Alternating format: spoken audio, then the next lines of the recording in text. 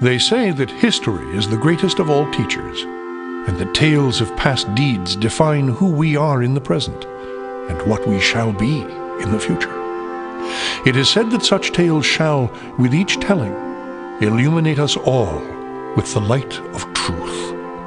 I shall tell you of such a tale.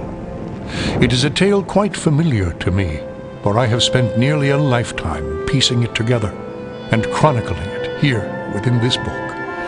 For years I have pondered its passages, studying every line, committing each word to memory. Perhaps now, in the telling of it, I shall at last find the answers I seek. Our story takes place in the northern region of Faerun, known as Icewind Dale. It is a harsh, frozen land, cut off from the rest of the world by a wall of jagged peaks called the Spine of the World. For centuries, the icy plains of the Dale have been home to the barbarian peoples of the Uthgard and Regedmund. Huddled together in small, closely knit tribes, the barbarians lived simple lives, free, proud, and fiercely independent. Until the day an archmage named Ericon came to Icewind Dale.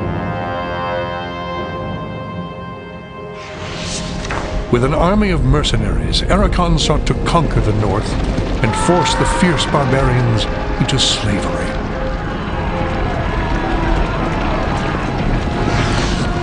Long weeks of battle followed, and the scattered barbarian tribes suffered terrible losses. Defeat seemed inevitable. In their darkest hour, a barbarian shaman named Jared came forth and demanded a council between all the remaining tribes of the north. A respected warrior, Jared persuaded the council to put aside their differences and unite against Ericon. Strengthened by a new sense of purpose, the barbarians rallied behind their new leader. The combined might of the Northmen proved more than a match for Ericon, who had counted on the division of the tribes. Wave after wave of barbarian warriors tore into Ericon's hired army, forcing them on the defensive and ultimately into full retreat. As his army crumbled around him, Ericon had time for one last desperate act before his enemies descended upon him. Drawing upon his remaining power, the Archmage breached the planar boundaries, tearing open a portal to the lower planes. The foolish Archmage's cries of victory immediately turned to shrieks of terror as the hideous and twisted shapes of demonkind materialized from the portal and poured onto the battlefield.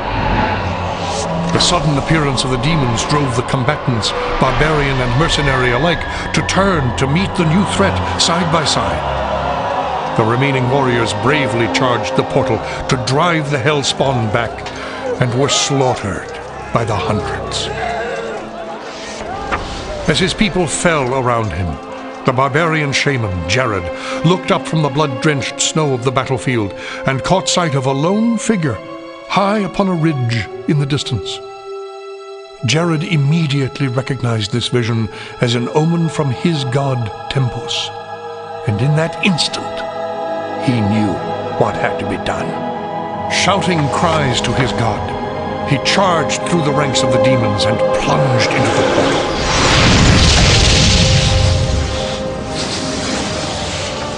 As Jared's blood fused with the energies of the portal, an explosion of white light engulfed the battlefield.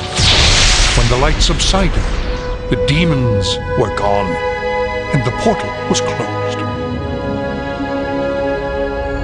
In its place hovered a disk of solid stone.